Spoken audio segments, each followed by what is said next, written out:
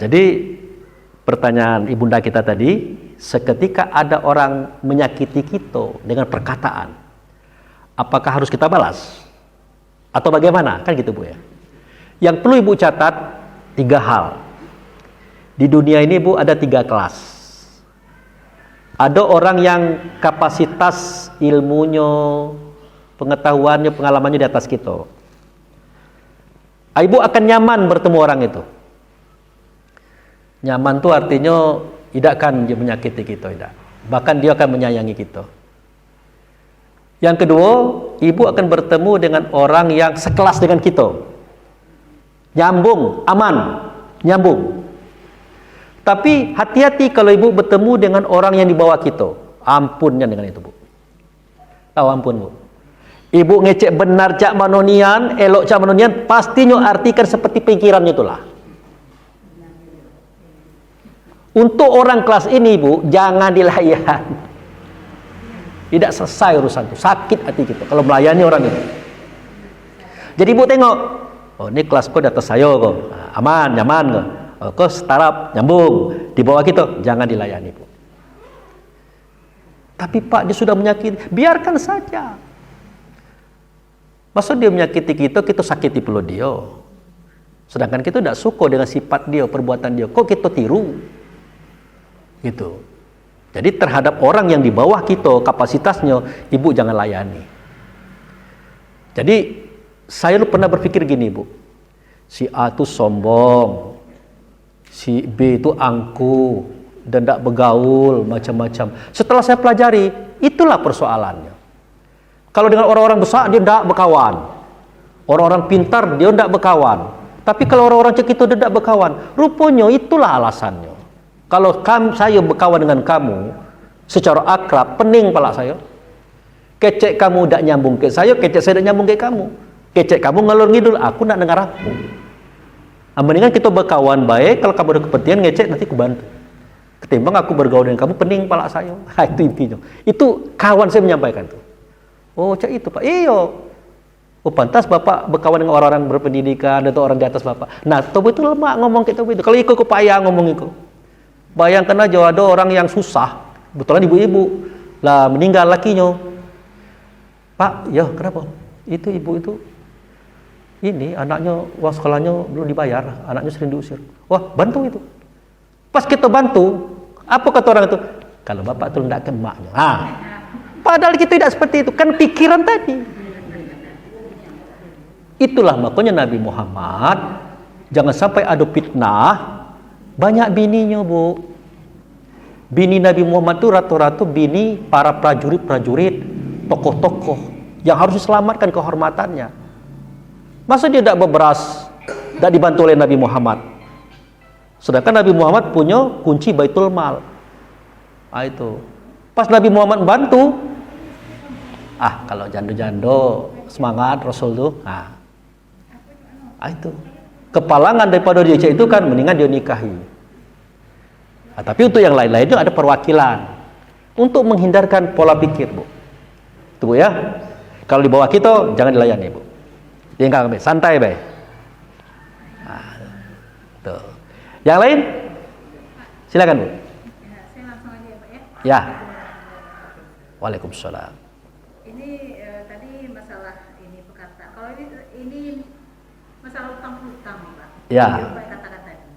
Jadi ada orang berutang sama kita, terus baiknya gimana? Ditagih atau dibiarkan aja, Pak? Nah, kalau orang berutang kayak gitu, Ibu.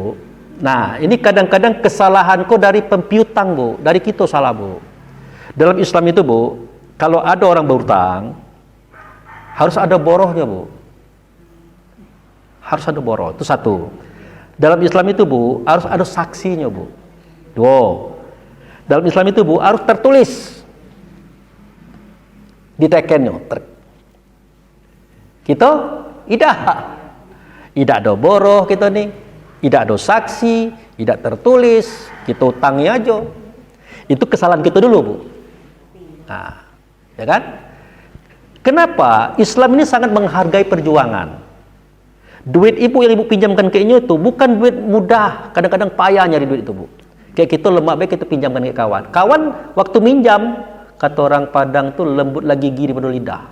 Waktu minjam. Waktu bayar kelak lidah tuh keras daripada gigi. Gitu. Jadi Bu, di situ kesalahan kita.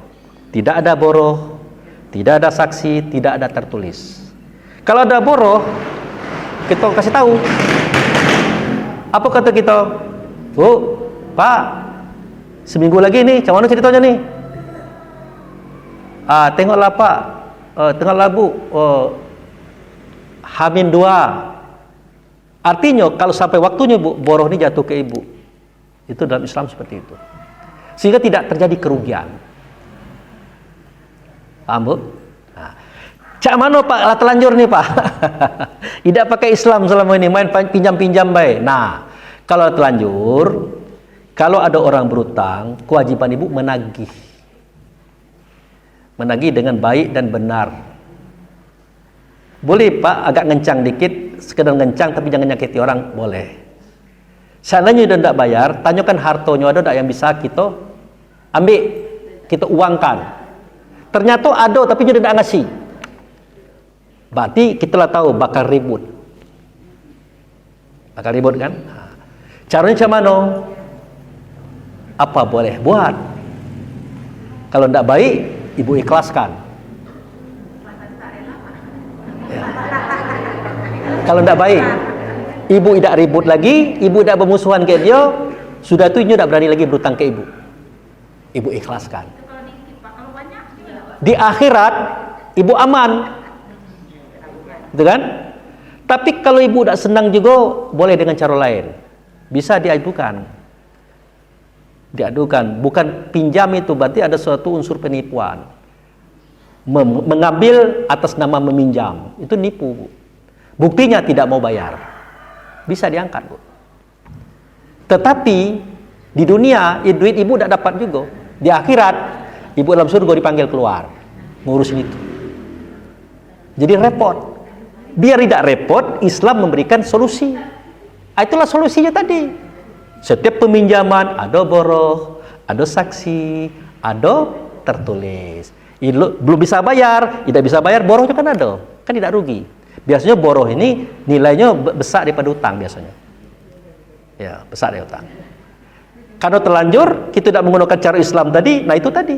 Kalau nak baik, udahlah ikhlaskan, biar tak repot di akhirat nanti, biar tak ribut di sini. Kalau nak tegang, malah dituntut. Duit kita tak balik, ini masuk penjara, di akhirat kita keluar dari surga, ngurus itu. Tak tahan, Bu. Tapi kalau diikhlaskan cuma Pak Ustaz, akan menjadi pahala bagi kita. Akan menjadi nilai sedekah bagi kita, walaupun sedekahnya terpaksa. Tetap Allah katakan sedekah. Ya daripada ribut, ya Allah, aku sedekahkan bela. Tapi kalau terpaksa, dapat apa? Tuhan tahu itu. Nah, jadi bagi orang yang punya uang, yang bakal ngutang-ngutangi, pertama kali boroh, kedua kali saksi, ketika catatan. Tidak itu siap-siaplah mengikhlaskan, atau siap-siaplah ribut, gitu Bu ya. Tapi tidak semua orang yang berutang seperti itu. Kadang-kadang orang berutang ada yang bayar. Giliran yang tidak bayar, cawan, itulah kira-kira jawabannya. Bu ya. Ada lagi? Tidak. Oke, jadi itu saja Bu ya. Jadi saya Abu Fikri minta maaf kepada Ibu kalau ada penyampaian saya yang tidak cocok, yang tidak benar dan sesuai dengan pendapat Ibu. Tapi yang pasti adalah saya berikan ini adalah inti daripada kajian. Artinya ilmunya Nabi Muhammad itu seperti itu. Demikian, terima kasih, saya ulangi kembali. Wabillahi taufiq wal hidayah. Assalamualaikum warahmatullahi wabarakatuh.